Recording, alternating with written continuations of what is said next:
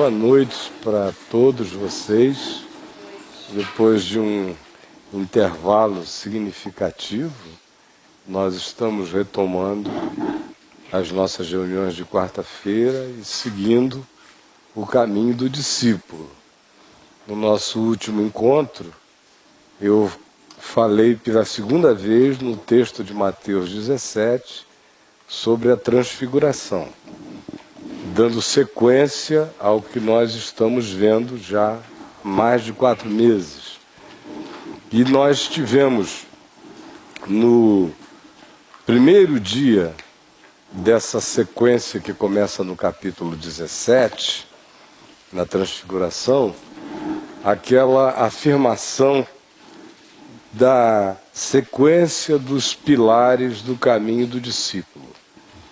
Aí nós vimos que o número 1 é: tu és o Cristo, Filho do Deus vivo, com todas as implicações do que a gente tratou horas a fio nos meses passados. A segunda é a decisão pelo negar a si mesmo e o tomar a cruz.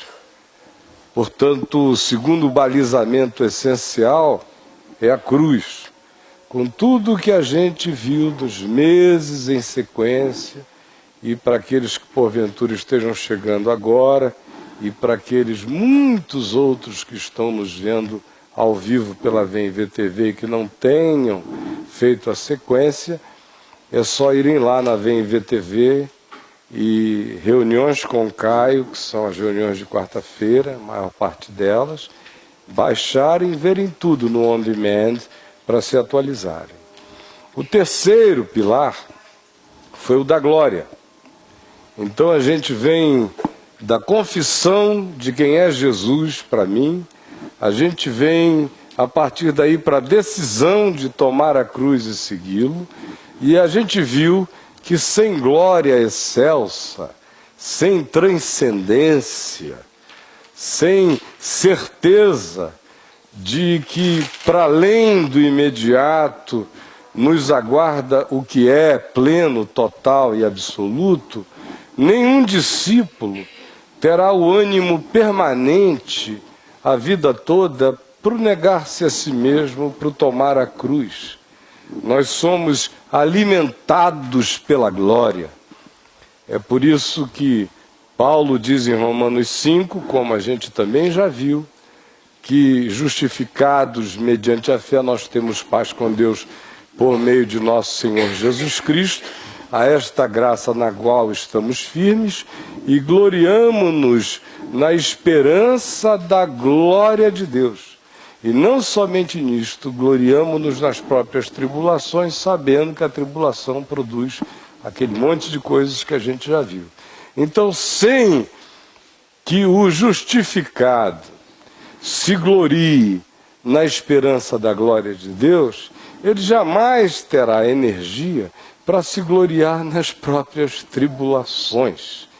Quem não tem essa visão transcendente não terá o poder para viver as contingências do presente. Então eu sei quem tu és, Jesus, porque eu sei quem tu és, eu decido ser como tu e seguir-te, e eu me alimento do fato de que eu serei um dia plenamente como tu és em glória. Por isso eu me animo no chão da terra para fazer essa viagem. Então, isto é o resumo do resumo do resumo do que a gente viu nas últimas 2 quartas-feiras falando sobre a transfiguração. Hoje, eu que esqueci o óculos do outro lado da rua em casa, crente que eu estava com ele dependurado, terei que ler assim à distância para conseguir enxergar melhor. Vejam como são as coisas, não é? Daqui de bem longe eu consigo ver melhor essa letra mínima, mas não a aproxime de mim que eu não consigo enxergar nada, apenas o livro. Capítulo 17 de Mateus. Eu gostaria, meu irmão. Pode ser extremamente útil. Não, o seu não é do Paraguai, não, né? Porque os meus são todos ali da Feira do Paraguai. Então, é aquele tipo que serve para qualquer um, é multiuso. Esqueci o meu, me dá o teu, olha, perfeito. Maravilha.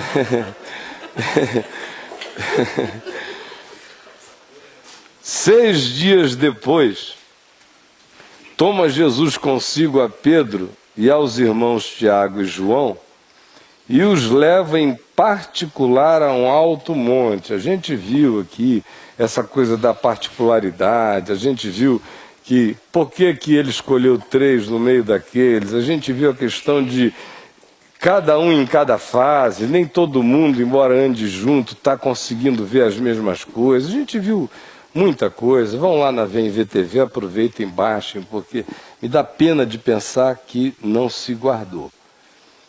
Então, os leva em particular a um alto monte, provavelmente o Monte Hermon, como a gente tem repetido sempre. Eles estavam indo na direção de que cidade? Cesareia de Filipe, que fica onde? No pé do Monte Hermon. Então, mais natural do que ter voltado quilômetros para o Monte Tabor, no meio da Galileia, onde a tradição antiga católica dizia que era a transfiguração, muito mais natural, já que eles estavam ali no sopé do Monte Hermon, em Cesareia de Filipe, era ter subido o alto monte, que é o monte mais alto da Palestina, com 2.300 metros. Provavelmente ali, mas isso não é importante. Um detalhe, tipo National Geographic Biblical. E foi transfigurado diante deles. O seu rosto resplandecia como o sol, e as suas vestes tornaram-se brancas como a luz. E eis que lhes apareceram Moisés e Elias falando com ele. Então disse Pedro a Jesus: Senhor, bom é estarmos aqui. Se queres, farei aqui 3 tendas.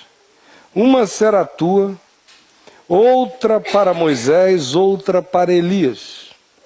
Falava ele ainda quando uma nuvem luminosa os envolveu.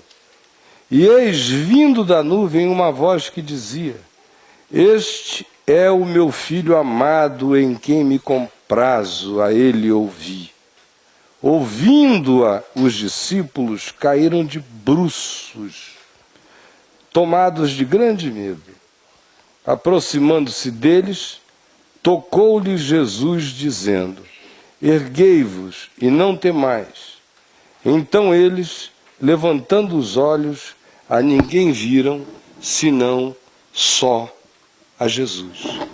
Meu mano amado, muito obrigado por esse recurso utilíssimo. Agora eu prefiro que você fique com ele para você acompanhar a leitura, tá bom? Para ninguém perder nada, né? Olha só, gente querida. Hoje, eu queria começar a falar com vocês sobre o fato de que o caminho do discípulo é o caminho da espiritualidade plena, total e integral. Ele vem da consciência de quem é Jesus. Ele, em razão dessa consciência, toma a decisão de andar com Jesus e se deixar formar e transfigurar na pessoa de Jesus. E Jesus, uma vez que coloca diante deles o desafio do negar-se a si mesmo, tomar a cruz e segui-lo, os leva à experiência da transfiguração e mostra a eles a glória excelsa e descortina diante deles o significado do que os aguarda. Faz para eles uma avant-première do reino de Deus. Dá a eles uma pílula de experiência. Dá a eles uma percepção, um êxtase momentâneo daquele significado e das suas múltiplas dimensões. Mas ao fazer isso, ele inicia agora um caminho novo com esses discípulos, que vai acentuando e aprofundando, não só para eles, embora eles tivessem que ter tido repetições das mesmas coisas muitas vezes, para que as lições fossem sendo internalizadas, a gente vai ver isso na medida da exposição, mas os sinais, as marcas e os significados do que a espiritualidade do discípulo deveria conter, estavam sendo agora mais do que nunca enfatizadas. Ele é um ser que diz: tu és o Cristo, Filho do Deus vivo, e assume essa loucura, como a gente viu. Ele carrega a cruz e toma consciência do mundo imenso de fantasias que constitui o seu self, o seu si mesmo, nega isso e abraça a cruz com as implicações dela e segue a Jesus. É um ato de vontade, de querer, se alguém quer. E Jesus agora abre e descortina diante dele essa percepção do excelso, do eterno, do maior, e ao fazer isso, introduz à mente deles alguns elementos que são importantíssimos para eles no momento e haveriam de ser importantíssimos para quem quer que tenha tido os olhos abertos no curso desses últimos 2000 anos, para perceber o significado da verdadeira espiritualidade, da verdadeira consciência do que significa experimentar Deus como discípulo no mundo. Essa é a questão. O que significa experimentar Deus? Já que eu tenho esse background afirmado até aqui, já por mim repetido hoje 4 vezes, já que eu tenho isto, como é a espiritualidade desse ser que sai daí, que emerge dessa consciência? O que é que deve sendo afirmado nele, solidificado nele, referenciado nele, definido nele? Em meio a tudo isso, a primeira coisa que eu quero afirmar hoje tem a ver com o fato de que Jesus se transfigura diante deles. Leva Pedro, Tiago e João e mostra a cara da glória para eles.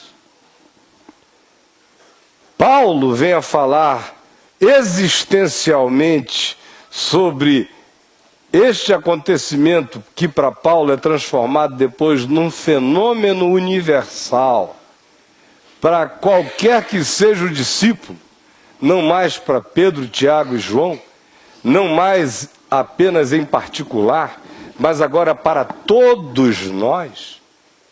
Como ele diz em 2 aos Coríntios, no capítulo 3, veja aí. 2 aos Coríntios, capítulo 3. E veja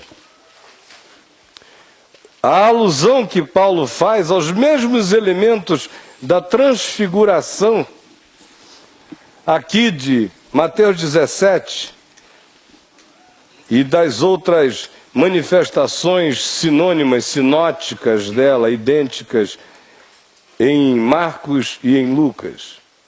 Mas vejam aqui, em 2 aos Coríntios, no capítulo 3, e vejam a semelhança do fato de que inclusive Moisés aparece aqui, como lá na transfiguração. Posso pegar seu óculos emprestado de novo, meu amado? Muito obrigado. Como Moisés aparece lá na transfiguração, ele aparece aqui também. Quando Paulo diz que a carta que ele escrevia não era como a de Moisés, que era escrita em pedras. Aqui se escrevia agora, nessa nova era do Espírito de Deus, da ação do Evangelho no íntimo de todo ser humano que deseje. Ele diz agora é inscrita no coração de cada um. Ele já começa a fazer a comparação com Moisés aí. E ele diz que isto é assim porque nós não estamos diante do Monte Sinai. Nós estamos diante do Jesus transfigurado. A visão do Monte Sinai, como o Hebreus diz, repetindo o Êxodo e o Deuteronômio, foi uma visão assombrosa e aterradora. Fale-nos tu, disseram eles a Moisés, mas não nos fale Deus, porque é insuportável. E Moisés, quando desce do monte, coloca um véu sobre a face, que supostamente era para não ofender os sentidos visuais dos filhos de Israel, que viam o seu rosto resplandecente, fulgurante, iluminado. Ele botou um véu na face. Paulo, no entanto, diz que aquele véu que foi posto na face de Moisés, quando ele desceu do monte, porque o seu rosto refulgia, passou a ser mantido no rosto de Moisés, agora não porque o seu rosto refulgisse, mas porque o fulgor do seu rosto agora se desvanecesse. Então aquilo que um dia foi posto para não ofuscar os sentidos dos outros, depois de um tempo passou a ser usado por Moisés para que os outros não percebessem que a luz já não brilhava, já não estava, já desvanecera, a purpurina da lei acabara. Então Paulo chega e faz essas comparações o tempo todo, quando em 2 Coríntios, no capítulo 3, especialmente do verso 2 em diante, ele diz: vós sois a nossa carta, escrita em nossos corações, conhecida e lida por todos os homens, estando já manifestos como carta de Cristo, produzida pelo nosso ministério, escrita não com tinta, mas pelo Espírito do Deus vivente, não em tábuas de pedra, mas em tábuas de carne, isto é, nos corações. Percebem a comparação com Moisés o tempo todo? E é por intermédio de Cristo que temos tal confiança em Deus, não porque nós mesmos sejamos capazes de pensar alguma coisa como se partisse de nós, pelo contrário, a nossa suficiência vem de Deus, o qual nos habilitou para sermos ministros de uma nova aliança. Não da letra, mas do Espírito, porque a letra mata, mas o Espírito vivifica. E se o ministério da morte, que era o das tábuas de pedra, de Moisés e da letra, gravado com letras em pedra, se revestiu de glória, da sua glória, a ponto de os filhos de Israel não poderem fitar a face de Moisés por causa da glória do seu rosto, ainda que desvanecente, como não será de maior glória o ministério do Espírito?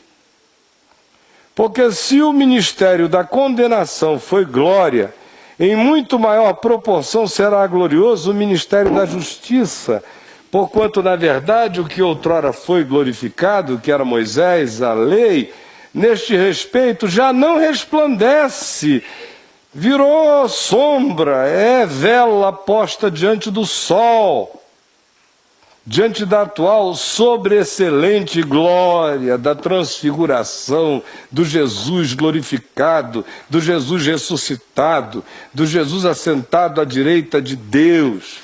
Porque se o que se desvanecia teve sua glória, que era a lei, Moisés, o Monte Sinai, muito mais glória tem o que é permanente. Tendo, pois, tal esperança, servimos-nos de muita ousadia no falar. E Paulo está sendo de uma ousadia no falar absurda. Porque ele está dizendo, olha, Moisés já era com todas as letras. E aquela glória virou glorinha, perto da glória excelsa. E a glória de Moisés era desvanecente. Essa aqui é crescente. E Moisés cobria o rosto. Nós tiramos todo o véu da cara e somos chamados a enfiar a cara para dentro da glória de Deus. Tendo, pois, tal esperança, servimos-nos de muita ousadia no falar. E não somos como Moisés, que punha véu sobre a face, para que os filhos de Israel não atentassem na terminação do que se desvanecia. Depois de um tempo, nem Moisés queria mostrar a desvanecência da sua própria glória e manteve o véu na face, embora ele cobrisse apenas o que já não era. Mas os sentidos deles se embotaram. Por isto, até o dia de hoje, quando fazem a leitura da antiga aliança, o mesmo véu que cobria a face de Moisés permanece sobre a deles, espiritualmente falando sobre a visão deles, não lhes sendo revelado que em Cristo todo véu é removido, é rasgado, começando do véu do santuário, que foi rasgado em duas partes de alto a baixo, é com a cara para fora que a gente anda em Jesus e no Evangelho. Quando, porém, algum deles se converte ao Senhor, o véu lhe é retirado. Ora, o Senhor é o Espírito, e onde está o Espírito do Senhor, aí a liberdade, aí não há véu, aí a cara é de fora, aí só vale o que é. O que não é, a gente não precisa nem esconder, porque é melhor apresentar o que não sendo seja verdade e realidade, do que a gente fazer de conta acerca de qualquer coisa que não seja a verdade do nosso ser. Portanto, liberdade para abrirmos os olhos, liberdade para botarmos a cara para fora, liberdade para sermos levados por Jesus a este lugar onde se diz, e ele se transfigurou diante deles. Sem medo e sem véu. Sem nenhuma recomendação de Jesus, olha, vamos preparar um véu. Se um Jesus politicamente correto, ele diz, olha, daqui a pouco eu vou entrar num estado, um Jesus paranormal politicamente correto. Daqui a pouco eu vou entrar num estado de elevação, de brilho facial, mais poderoso do que o sol. Minhas vestes vão ficar resplandecentes como a alva luz. Então eu recomendaria a vocês também, porque vão aparecer Moisés e Elias em glória. E também uma nuvem luminosa está chegando por aí, que vai envolver todo mundo. Eu proporia que todo mundo usasse um véuzinho, ou um óculos escuro, se ele fosse mais moderno, para ver melhor em 3D. Mas vamos cobrir a face, que é para não haver o ofuscamento, o choque. Não, ele não diz nada, só diz, venham comigo. Moisés deixou todo mundo lá embaixo. Jesus não levou todos com ele, mas levou 3 que já estavam preparados para ver. E apresentou diante deles aquilo que não apareceu a Moisés no Monte Sinai. No Monte Sinai era clangor de trombeta, era fogo ardente e chamejante, eram nuvens grossas, densas, sebéis escuros, era pavor e um som lancinante e apavorante, e o povo lá embaixo panicado e desesperado, dizendo, a gente vai morrer, vira Deus para lá. Aqui não é o Pai. Jesus leva a gente normal com ele, sobe e não disse nada, simplesmente transfigurou-se diante deles.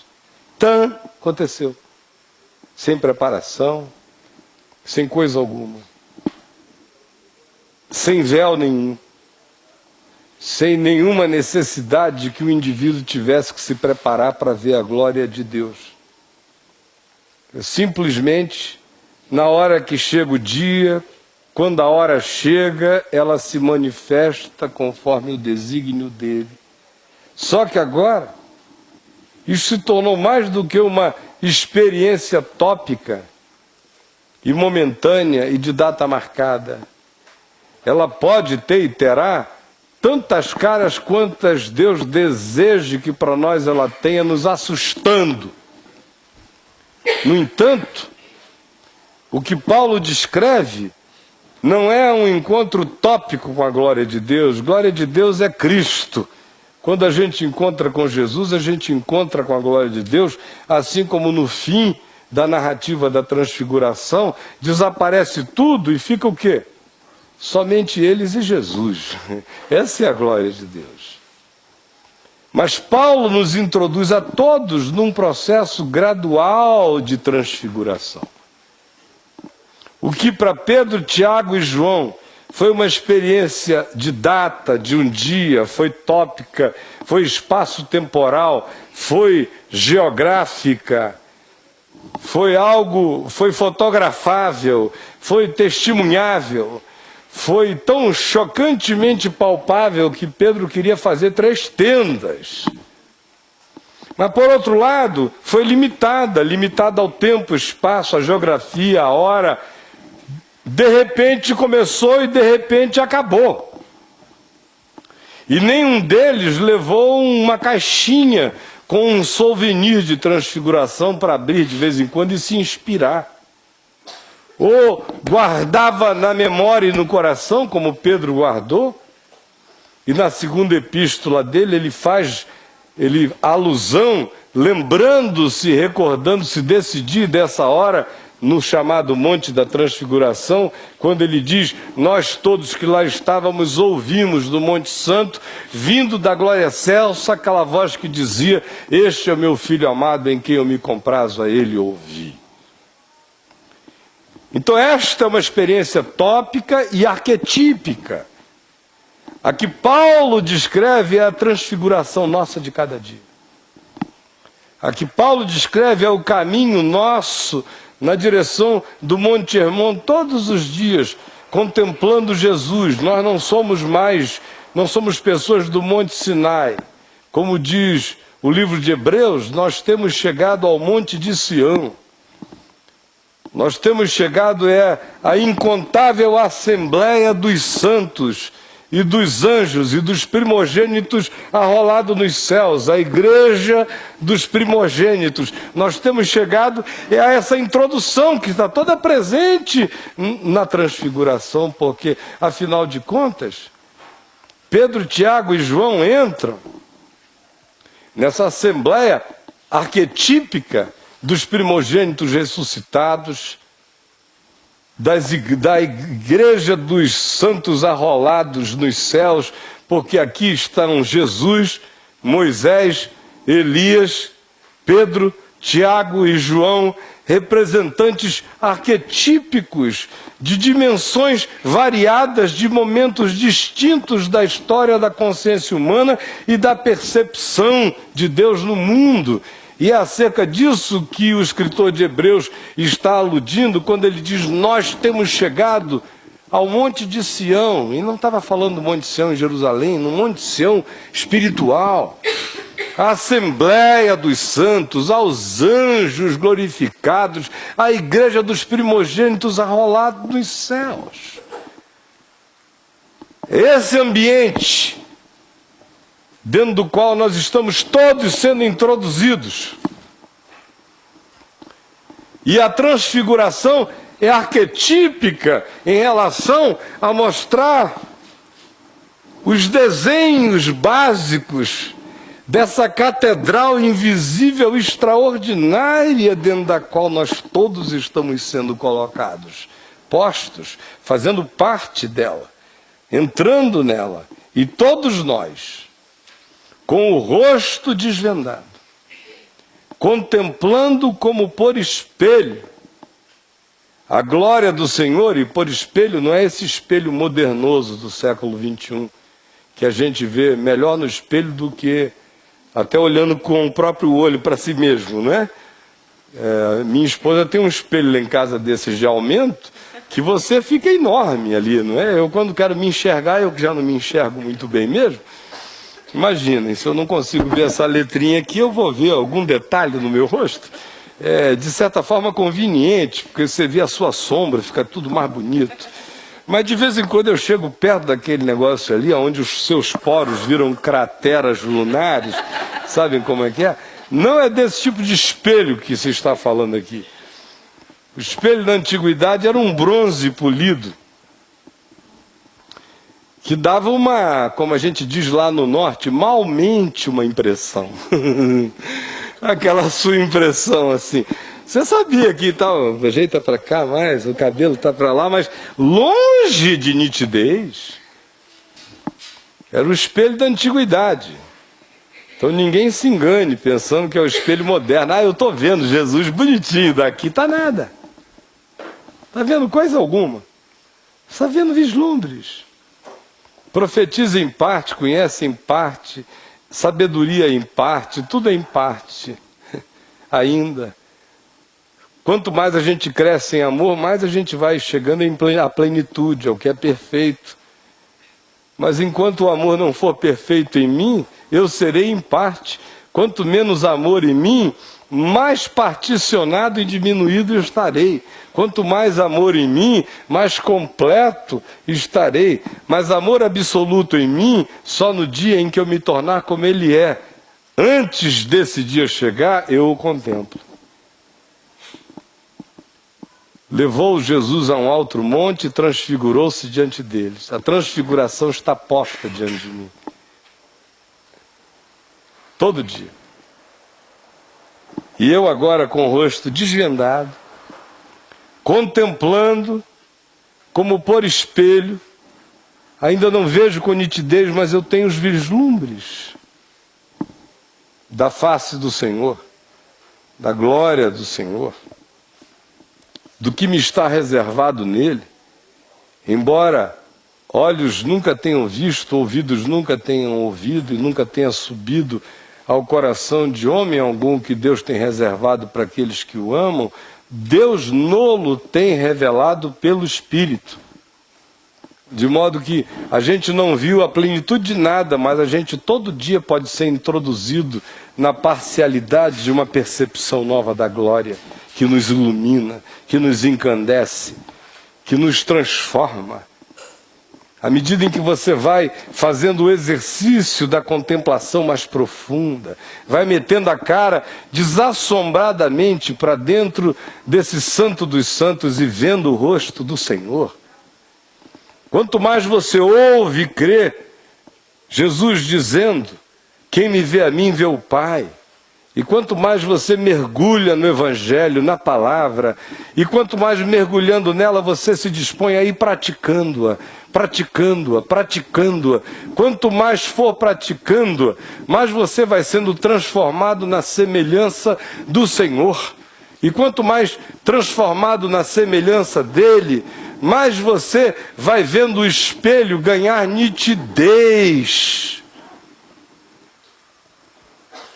E quanto mais nitidez, mais você vai se assemelhar, porque é pela percepção de quem Ele é que eu vou me tornando a semelhança dEle. Daí a insistência enorme em se crescer na graça e no conhecimento de Jesus, em não haver contimentos e limitações na gente, como Paulo pede, para que a gente se dilate, para que compreendamos qual é a altura, a profundidade, a largura, a extensão do amor de Cristo. Então, quanto mais a gente vai entrando, mais o processo de transformação de glória em glória, na própria imagem do Senhor, que vai ficando nítida para nós, os pensamentos do Senhor, a vontade de Deus, não como um Uri em Tumim, vou no Uno ou vou no Chevette? Não, não é isso não. Não estou falando disso. A vontade de Deus está manifesta, toda ela. É amor, misericórdia, é paz, é justiça, é bondade. São essas decisões da vida. O mais, use a cabeça, pelo amor de Deus. E pare de Urim, de Tumim. O chamado é para crescermos nessa contemplação que vai fazendo o espelho ficar nítido, a glória do Senhor ir nos transformando todo dia, e é obra dele, e é obra do Espírito dele em nós. Esse é o nosso chamado para a nossa transfiguração cotidiana. Aí você chega e olha e compare, por favor, com o que nós temos aqui em Mateus 17. Porque o que se tem aqui é um cenário arquetípico. A gente tem Moisés e Elias, a gente tem Jesus, a gente tem o Pai, a gente tem glória, Shekinah, nuvem luminosa, a gente tem a palavra vinda do céu, este é meu filho amado em quem eu me comprazo, a gente tem uma maquete da comunidade dos discípulos, a gente tem, enfim, essas coisas presentes todas que são manifestações completamente arquetípicas daquilo que constitui a nossa consciência em fé. Nós somos gente do Pai, nós somos gente do Filho, nós somos gente do Espírito Santo. A nossa consciência de pecado decorre da lei de Moisés, que avultou o nosso pecado.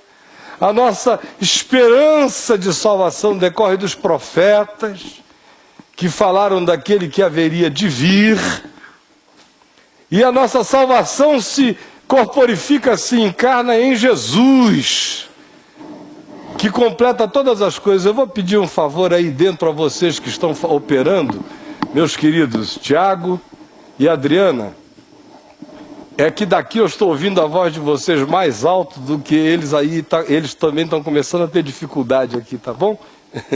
Ele está dando uma instrução para ela ali, eles começaram a falar alto demais, e eu estava quase ouvindo já os detalhes da instrução daqui, né? Então olha só, nós temos todos esses elementos presentes aqui, que são eles que constituem a nossa própria percepção de quem nós somos em Deus no mundo, não é verdade? Estão presentes. E a viagem que nós vamos fazer agora, não começando hoje, porque não dá mais tempo, mas começando na semana que vem, uma vez que isso esteja posto e entendido, é pegar esses elementos que são absolutamente similares à descrição da viagem cotidiana, existencial, que Paulo faz em 2 Coríntios, no capítulo 3. Pegarmos essas similitudes, como diziam os antigos, essas semelhanças, esses veios, esses trilhos, e mostrarmos como em Jesus tudo ganha a sua completude e infinitamente mais do que isso. Como, a partir daí, eu tenho uma descrição maravilhosa do significado da espiritualidade que o discípulo é chamado a praticar no mundo. Por exemplo, nós vamos ver na semana que vem o significado desse rosto que resplandece, desse corpo que resplandece. Qual o significado desse corpo resplandecer? Por exemplo, nos dias de Jesus, para os judeus era blasfêmia total que a glória de Deus pudesse ter tomado conta de um homem. Para os gregos, que determinavam boa parte do pensamento filosófico daqueles dias, era loucura. E entre os gregos filosóficos, o grupo que mais perturbou a fé no Evangelho foram os gnósticos. Para os gnósticos, então, era algo extremamente impensável imaginar que aquele corpo de carne e de sangue, matéria, pudesse ficar pervadida da glória de Deus e ser a própria expressão da glória de Deus, porque no gnosticismo a matéria era sempre má e apenas o espírito bom.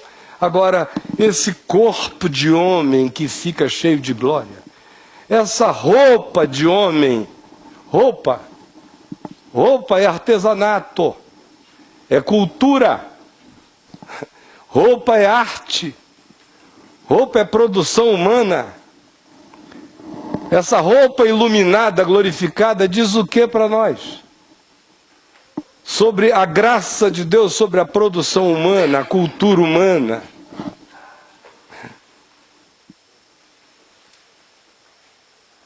Eu não sei se vocês estão me percebendo. O que essa roupa glorificada diz? Quando ela fica glorificada, ela foi feita por alguém. O tecido veio de algum lugar, foi comprado em algum canto, foi tecido de algum modo, ainda que a de Jesus se dissesse que era muito especial, tecida de alto a baixo, sem costuras, sem emendas, mas não era feito de um material transgaláctico. Veio da terra, ou da ovelha, veio de algum lugar. Mãos humanas teceram, uma arte, um engenho. Ou vocês estão pensando que desceu o Espírito Santo sobre a costureira e ela entrou em transe e fez tudo com Jesus com uma linha que o anjo Gabriel trouxe? Pelo amor de Deus, isso aqui não é o Islã. Senão Gabriel ia trazer até a linha. Gabriel, traz a linha para Gabriel. Pois bem, não. O que isso nos diz? Quando eu fico vendo essa conversinha de... Escuta, eu posso ouvir música que não seja gospel? Vai gospar em outro lugar, mas não me encha a paciência. Todas as coisas me são lícitas, nem todas me convêm. Aquela roupa ali me diz que todas as coisas absolutamente importantes, convenientes da produção humana, da cultura humana, podem ficar cheias da luz da glória de Deus. E quais são as implicações disso para a espiritualidade do discípulo? Mais do que isso, a gente chega e vê a nuvem que vem e se ilumina. Nuvem é água, em outro estado, é H2O, em outro estado, é natureza, é ambiente, é algo que a gente vê no Velho Testamento guiando o caminho do povo de Israel durante o dia, é manifestação da presença de Deus sobre Maria, uma nuvem do Altíssimo te envolverá e tu darás a luz a um filho. Mas era uma nuvem. É natureza. É clima glorificado.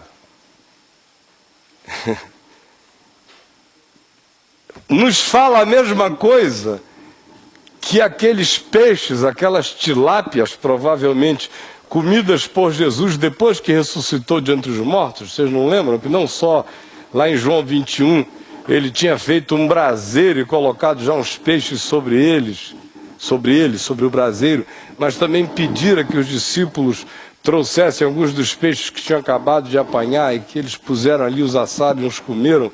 E Lucas repete isso significativamente no livro de Atos dos Apóstolos, que eles comeram e beberam com Jesus depois que ele ressuscitou de entre os mortos. Isso se repete no livro de Atos. Para onde foram essas tilápias?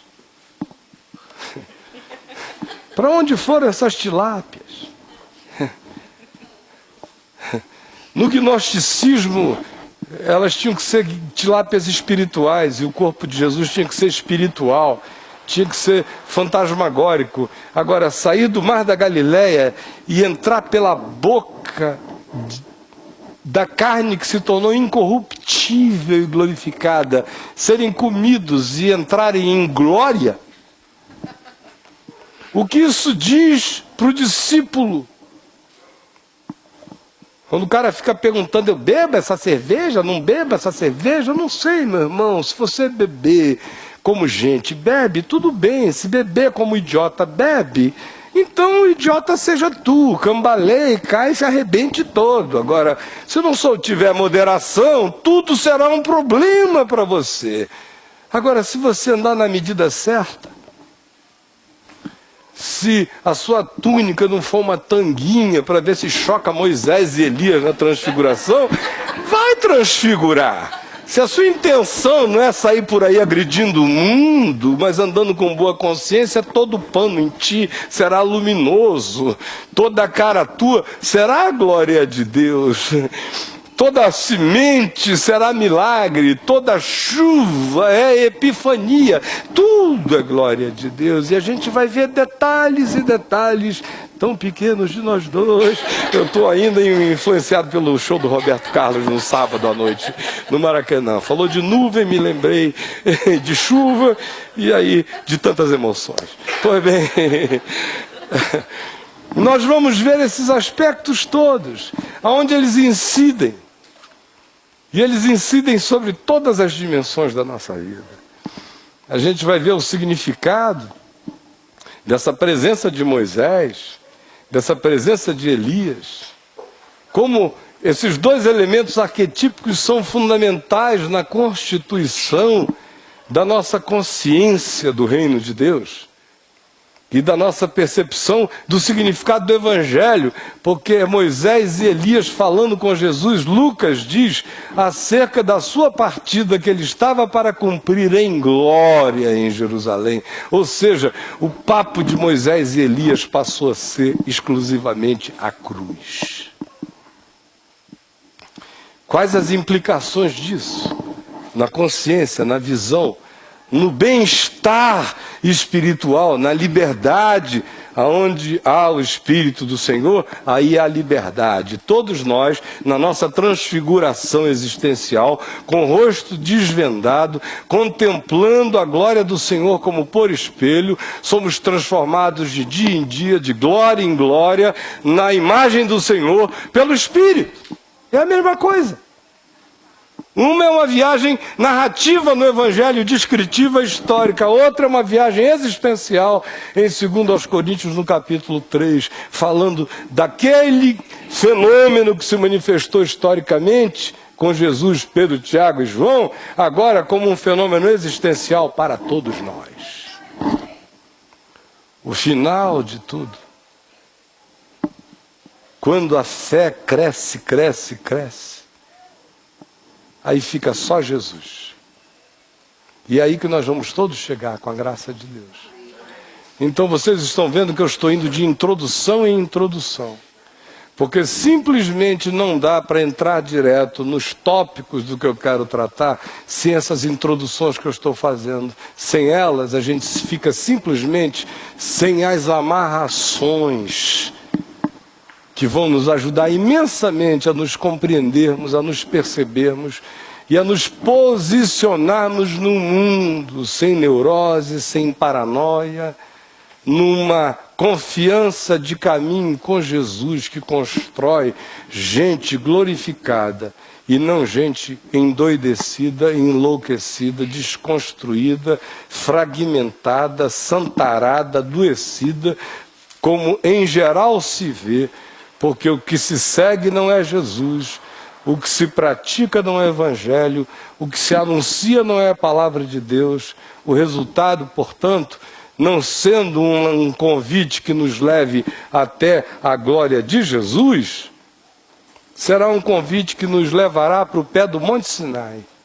E no pé do Monte Sinai só existe pânico, medo, culpa, angústia, terror, desespero, e um Deus apavorante, que é o que em geral povoa a imaginação, a consciência e a percepção dos cristãos, que até hoje continuam lendo com o véu de Moisés na face e não conseguem tirar essa coisa de cima de si para iniciarem o processo da viagem para o Monte Sião, para a Assembleia dos Santos Glorificados, para a Igreja dos Primogênitos arrolada nos céus, para esse lugar pleno, para esse ambiente de glória, para essa penetração do ser no reino de Deus como consciência, que é o que vai transformando o nosso ser todo dia, se nós não estancarmos o processo. A transfiguração em Mateus 17 é uma narrativa de um dia, de uma noite. A nossa é a trajetória da nossa existência, de glória em glória, até nos tornarmos semelhante a Ele, no dia que em plenitude nós o virmos como Ele é. Em nome de Jesus. Vamos ficar em pé, então. E vamos orar. Todos nós, meu mano amado, vi que você se socorreu com outro óculos. Ele anda com dois, eu sem nenhum. Vejam como é que são as coisas, né? Gente amada de Deus.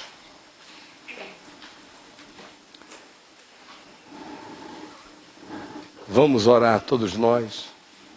E após nesse nosso momento de oração, quem tiver trazido ofertas, como costumeiramente a gente traz, para sustentar esse trabalho aqui na tenda, e hoje a gente gastou um dinheiro bom ali para cima, e veja como está tudo limpinho, né? Por cima e por baixo. E aí eles vieram porque já estava estragando, então a gente teve que, agora eu vi que de 4 em 4 meses no máximo, vai ter que fazer isso, que é para não abrir furo, né? Então, todas as coisas são maravilhosas, mas todas elas têm o seu próprio significado. Então, se alguma coisa significa para você, conforme o significado delas e a sua própria possibilidade de significá-las, participe com um coração livre, tranquilo, no amor de Deus. Tá bom? Vamos orar? Todos nós. Paizinho amado, eu quero te bendizer, feliz, alegre e contente no meu coração, pela tua palavra, pela revelação do Evangelho, porque todo dia se enxerga um pouco mais, porque todo dia o véu vai sendo tirado e os nossos olhos vão se iluminando e a gente vai percebendo que a viagem é uma só. Que o Evangelho é que alimenta o espírito dos apóstolos, como neste caso de hoje, quando o próprio Paulo não fala da transfiguração e se serve do seu espírito para contar a história nossa de cada dia, nessa viagem de glória em glória até a tua semelhança, que é a jornada espiritual de cada discípulo teu. Eu quero pedir que tu nos animes para esta viagem, para esta jornada e para a prática do teu ensino, que é vida, que é saúde para a mente, que é cura para as emoções, que é segurança para o espírito, que é de fato bálsamo que lava a alma e regenera o nosso ser. Por isso eu quero pedir que tu nos chames a todos, e que ninguém sinta como aquele que se acha na capacidade de desprezar tesouro tão precioso. É o que eu peço que tu realizes no coração de cada um, para que ao final dessa jornada, da segunda etapa desse nosso caminho, juntos aqui às quartas-feiras, muita gente tenha visto a tua glória libertar cada pessoa do medo, quando a tua voz, Jesus, se fizer ouvir, dizendo: não temais, nunca mais tenham medo de Deus, nunca mais tenham medo da glória. Levantem agora, para a gente ficar em pé e ver que quem está diante de nós é Jesus, e quem tem Jesus tem segurança total em todos os caminhos. Por favor, conduze-nos nessa jornada e dá-nos a perseverança para continuarmos, aproveitarmos, crescermos e aprendermos. É o que eu te peço em teu nome, Jesus. Amém.